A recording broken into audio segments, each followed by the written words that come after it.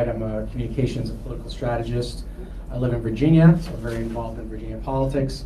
I worked at award-winning PR firms in New York City and in Northern Virginia.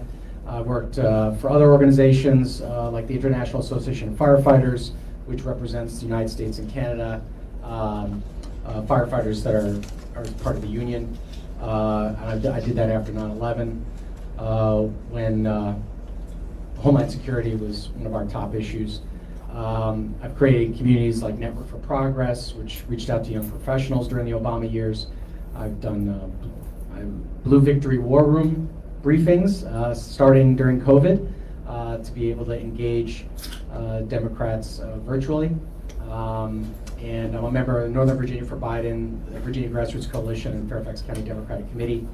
And I helped start the Obama campaign in Virginia. I was the first volunteer database coordinator through the primary in 2008. And I founded Generation Obama, which was a young professionals program. And I've been president of the Arlington Young Democrats and a vice chair of precinct operations for the Arlington Democrats. So I have a wide variety of experience. A lot of this experience has to do with the use of social media, especially during the Obama campaign. I will go down the line here and let our guests introduce themselves. I guess we'll start with Elena. Yeah, sure. I guess there's only a couple mics. Hello, my name is Elena Davlikanova. I am Ukrainian.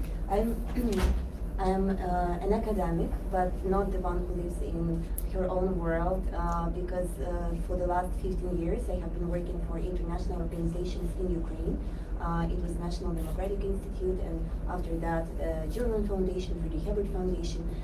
So I contributed a lot of efforts into democratic development of Ukraine, its European integration, and I also worked a lot on Russian disinformation campaigns, and especially on what it has been doing since 2022.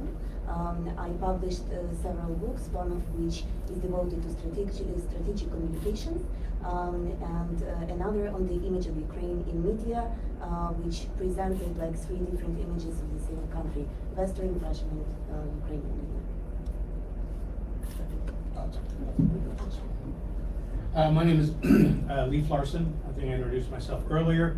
I'm a political hack, and just do, I've done campaigns for the last 20 years on all different levels, from presidential to gubernatorial, state Senate, U.S. Senate, congressional, and in fact my last 2 races were Fairfax County School Board and a Fairfax County supervisor's race, all of which we faced nasty attacks that were untrue on social media.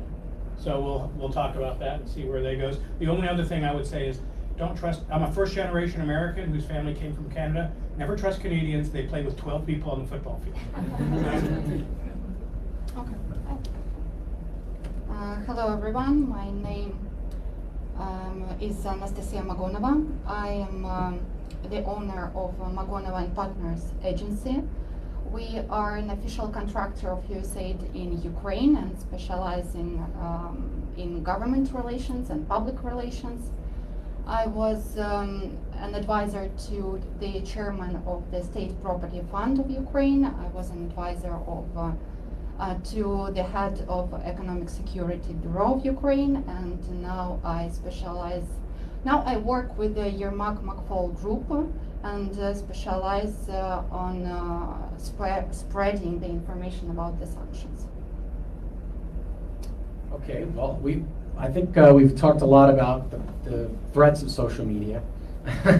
And so I think it might be a good idea to start out with, if we want to go down the line and talk about any recent case studies or maybe upcoming potential case studies on how social media can impact the election in a new and innovative way. I guess, Elena, feel free to share anything that you've been doing or will be doing that you think might be enlightening. Well, Russians have a very interesting saying. They say to demolish is not the same as to construct. And this saying very much reflects how Russia deals with disinformation.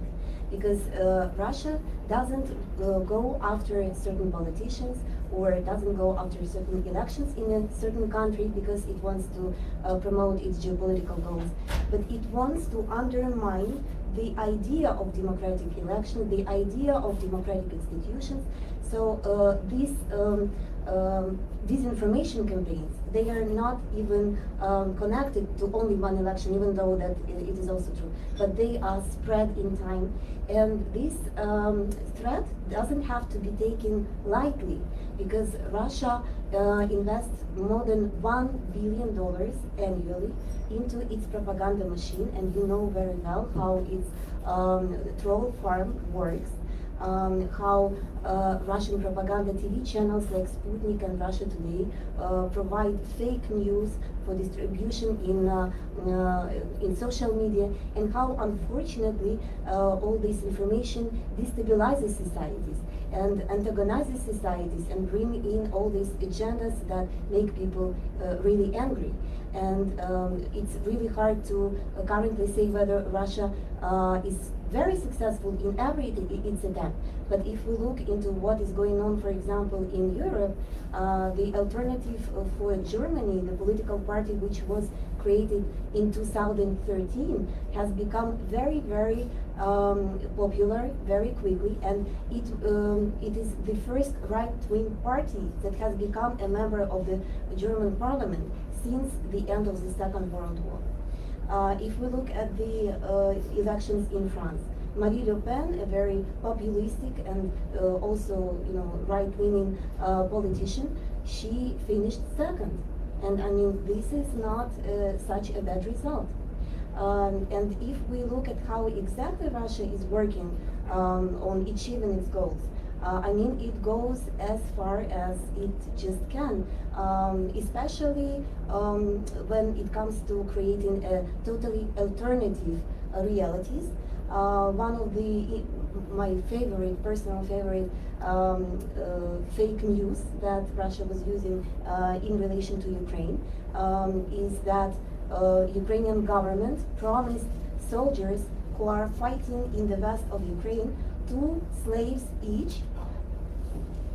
Yeah, 2 slaves each for participating in defending our country. And Ukrainians were joking for a long time that those slaves will really help us with our chores at home. And another one which is also outrageous is that Americans and Ukrainians together are working on the biological weapons in laboratories on the territory of Ukraine. And this biological weapon is it's a virus which is inserted into birds, and these birds will fly to Russia, and the birds will infect Russian population because the virus affects only ethnic Russians.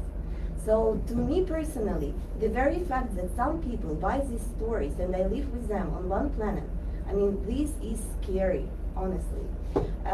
I can give you as many examples as you are interested. I just would like to emphasize that unfortunately the disinformation campaigns that Russia was undertaking since approximately 2009, when they tried it for the first time in the framework of the local elections, now they have become truly skillful in what they are doing.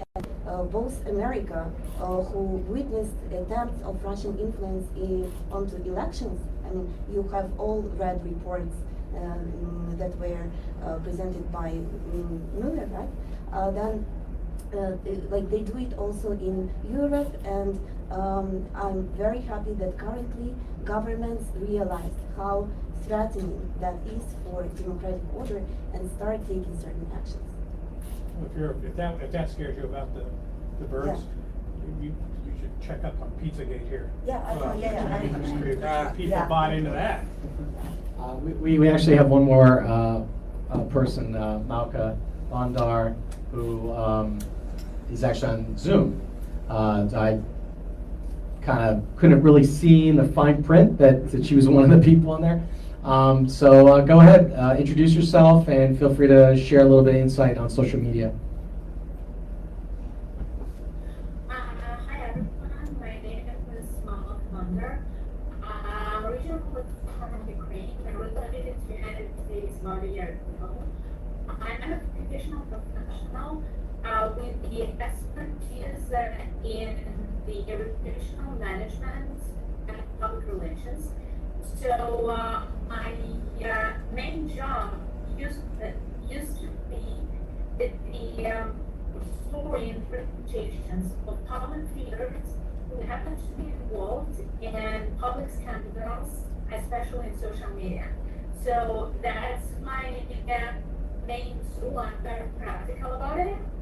And I am actually want to point out that maybe it's not an ideal instrument for debunking propaganda because the algorithm of social media is designed the way you are getting the information mainly from the source that are the closest to your point of view.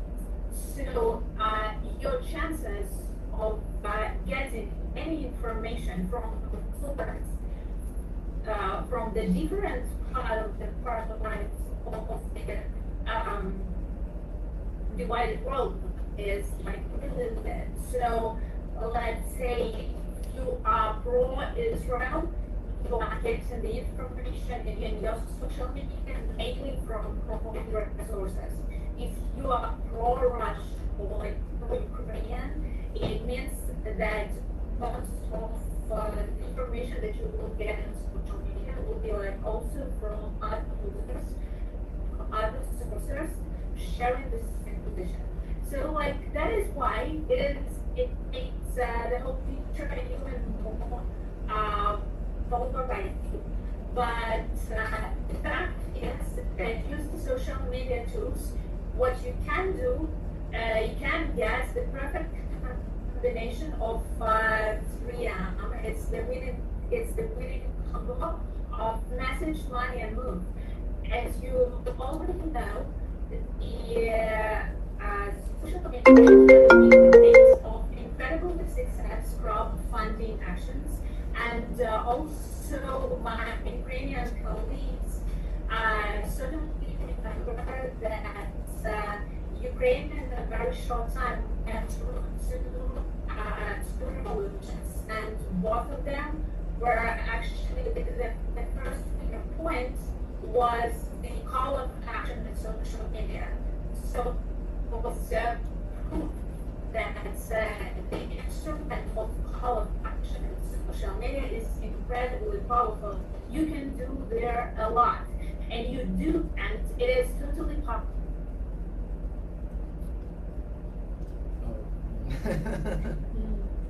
All right, I think we officially lost connection. I think we lost your audio, Malka. Or can you hear us? Can you hear me? Let's just keep on it, they will fix just there. Okay. Well, why don't we go ahead to Leif, and then maybe we can go back to Malka a little bit more.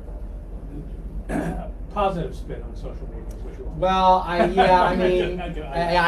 realize that well, you know, My interpretation on social media is heavily influenced by the propaganda aspect of it, but I will point out some useful things, and I will also expand what social media is to give you some good tools. We have a person here for a company I used to work for, and they run a thing called Speak4, which is a tool that you can embed in your website if you want to reach out and address members of Congress, things along those lines. It's a one-stop shop in the website that allows you to send a fax, to send an email, in some cases a phone call. So those type of things are a great addition to what I would call social media aspects for reaching out, whether it's a campaign or whether to your member of Congress or the White House or whoever you want to contact.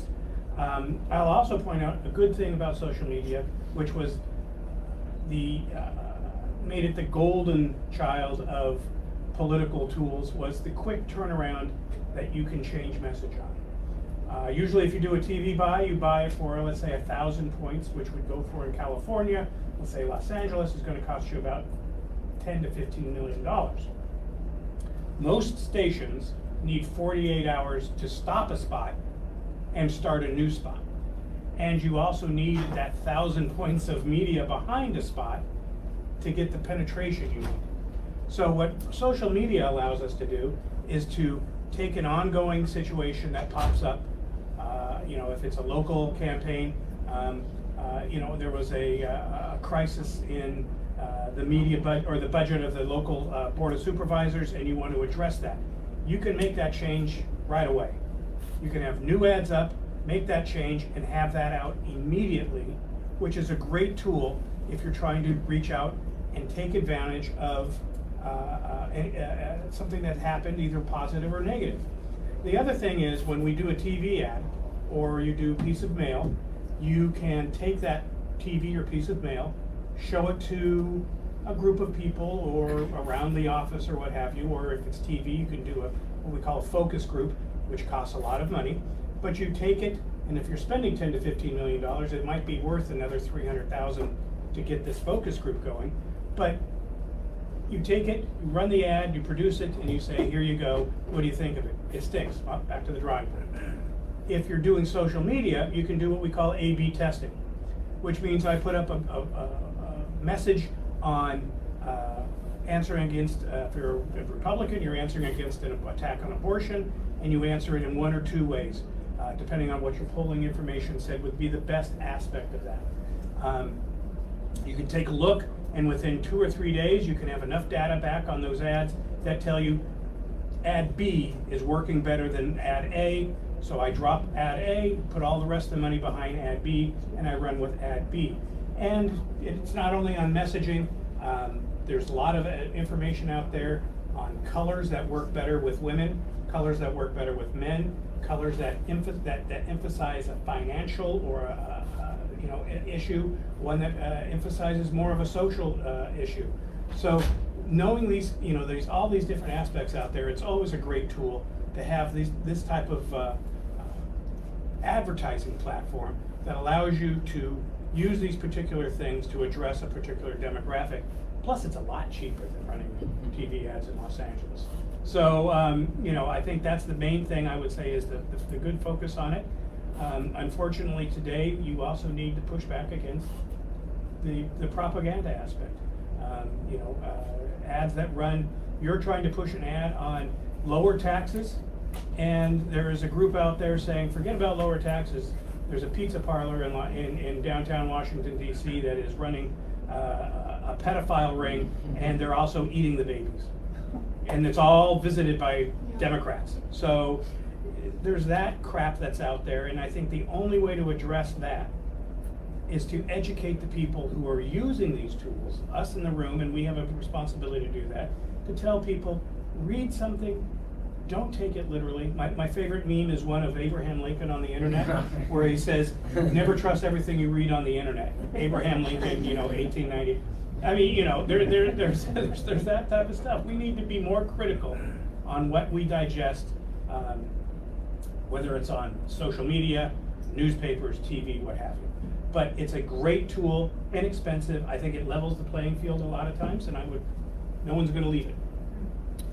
Yeah, I mean, one thing that to keep in mind is that even though there's a threat that comes from social media, one of our best practices can be the solution to counter that threat, which is building relationships in the community, becoming a trusted messenger. That's something that I hear a lot with campaigns. That adds a lot of value. All right. So I guess we'll go to Anastasiia, and then maybe we'll revisit Malka again. Thank you. So I'm supposed to talk about elections in Ukraine and spreading messages through social media and other instruments. But on Monday, Zelensky announced that the delay of elections. And I totally support this decision because Ukraine has so many issues to manage. We have 4 million replaced people, we have people who are in the army, hundreds of thousands, we have missing people, and actually we have people who live on the territories that are under Russian control, and we don't have a city that is not under bomb attack. And I think it's quite dangerous and irresponsible to ask your own nation to, hey guys, gather in the street on the street and let's vote. Speaking, what I would like to say that government communication has to be rethinked and refined during the wartime. And Ukraine's case is quite interesting because it gave us an opportunity to explore how to do politics during the war. And speaking about elections and messages, it's absolutely the people who to be the opposition of the president is quite challenging during the war because it's because of messages. It's hard to be it's hard to I forgot in English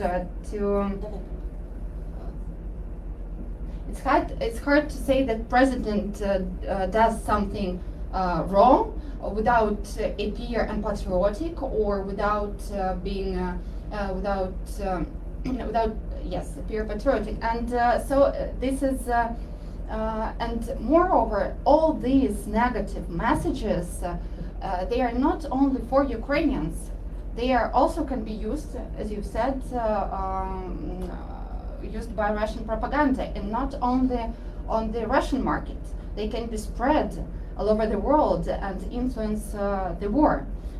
So that's what I wanted to talk about. And speaking about social media, we now we have not elections, but we have these government messages, and we as professionals now work in Ukraine, work in this tiny line between security and democracy, and we have such situations when we have to push security on first place and democracy on the second one. And we can do it in social media, in media. Speaking about social media, it will be very hard for the opponents to be heard by the Ukrainians because they don't have instruments. All of TV channels are under government control. Our office of the president has huge infrastructure in social media, and so it will be very hard. And moreover, but Ukrainians, according to last research, Ukrainians doesn't watch TV. TV is only the fourth. First one, it's true. First one, messengers. Second, Facebook. Third, media, like online media. And fourth, TV. Thank you. You have to understand the benefits of breathing. Is that something in the background? Yeah, echo. Okay. Malka, do you want to try to repeat your last minute or so, or and feel free to share any other thoughts about the power of social media, things like that. The benefits of breathing. No, seems no. No, really, it's just your internet on this level. They cannot fix it. Just sometimes it happens in jumping. All right, I think it's not we can't hear you, unfortunately. The one thing. Watch her. Yeah, feel free to We're anyway happy to talk in the chat. The one thing I would say is, as somebody who's been involved since the Obama campaign, is the social media kind of started out kind of a happy-go-lucky opportunity to empower people to speak out and to connect and build communities. And we mentioned the Howard Dean campaign earlier. And that through Meetup, that was actually a good tool for that campaign. And in recent years, this has evolved with, Twitter went from being an opportunity to have everyone have a voice to kind of everyone be able to go to war with each other. But some of the recent success stories that I've really been impressed with is, say, the Yang campaign in 2020, which catapulted a candidate who, he wrote a book, but that's pretty much it. He was technically a nobody. Catapulted him into national recognition. And I saw the other day that Barack Obama endorsed universal basic income, which was one of his ideas. So obviously the message got out, and he was basically a message candidate. He used social media to kind of not just run for president, but to get some ideas out there. And in 2021, John Ossoff's campaign was really effective with social media, in terms of social networking. We talked about relational organizing earlier, and they actually, I think this is common knowledge or an open secret, they actually paid folks in certain communities who may not be super political to engage their networks to get out the vote. And so there, I've heard people talk about that as possibly a tool for 2024. I don't know exactly how it would be set up, but the idea of empowering community leaders, community organizers to, through funding to get out the vote could be a very, very powerful tool. Actually, the Obama campaign is using an app called Reach, which the Ossoff campaign used, and other campaigns have used, to basically have their volunteers canvass their friends, reach out to their personal contacts, and let the campaign know if they want to volunteer and support the campaign. So that, it can be a really effective weapon. There is a lot of obstacles that I'm personally familiar with, and really kind of changing the culture of campaigns, that not just be about ads and kind of knocking on doors is a powerful weapon, but the idea that you can work smarter, not just harder, by engaging people you already know. That concept still needs to, permeate the campaign world more. So anyway, so that's something that I'm seeing on the horizon as possibly a game changer for 2024. And I think with all the controversies, especially young people maybe being upset at the administration right now, getting out into their communities and engaging them and listening to them, using social media, is really an important weapon. Okay, I hate to go back on the negative, but actually, do you want to talk a little bit about how to counter this disinformation that we're getting from them? Yeah, you can go ahead. Well, countermeasures are super important, and you probably follow how Facebook tries to insert instruments, for example, not only marking the news as information that is trustworthy or doubtful, but also introducing the redirecting mechanism.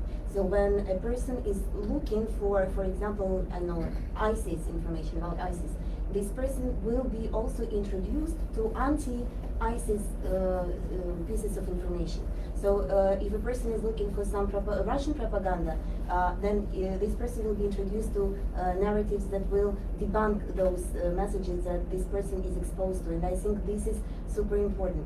But unfortunately, when it comes to looking for accounts that belong to bots and trolls, Facebook is not doing as well as it should be, because currently they are reporting that they traced a couple of hundreds of such accounts. But there was a study about such accounts that were created in Twitter, and their accounts, and there were like more than 17,000 of such accounts. So it means that these tools of tracing and closing such accounts, they are super important.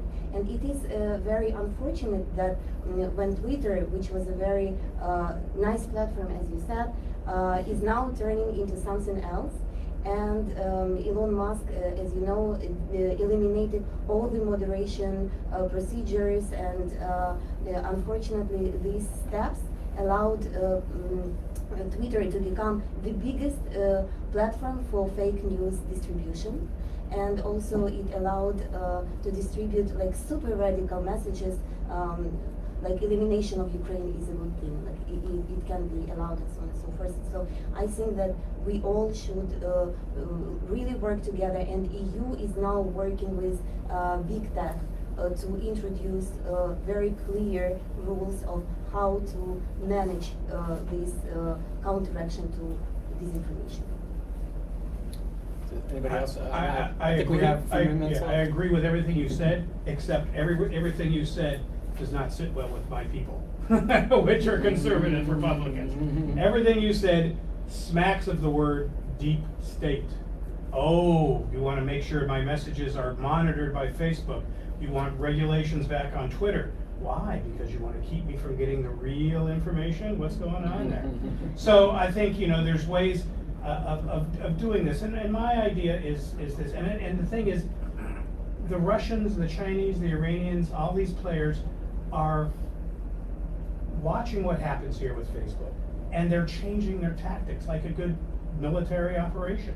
If you block me here, I'm going to go here. So you find all these accounts that are thrown off of Facebook, but they pop up as web pages all over the place, a fake newspaper here and there, what have you.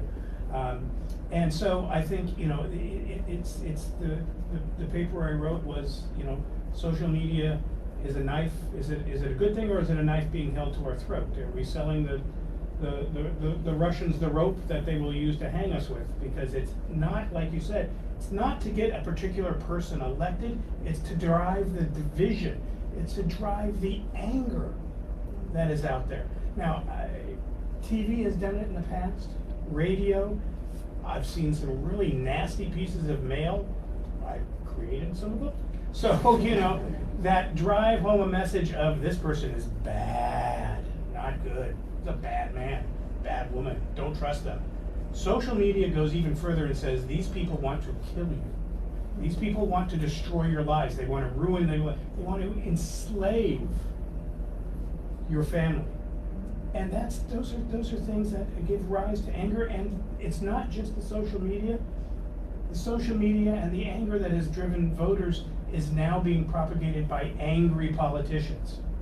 Because they know if they put the anger out there, it's backed up in social media, and they can get away with this. So I think somebody did mentioned earlier, we may be reaching a tipping point in the angry voter and the anger out there, hopefully so. But I think the best thing for us to do is social media usage, and I use Facebook a lot. Send pictures of my mom mostly, but Twitter and things like that. Except I can't go on Twitter now, it gives me a heartburn. But we must be better stewards of the information that we take in. We must take the information, research it, find it, and go from there. Do you have any? She's No, on social media. If you want, you can add something, or?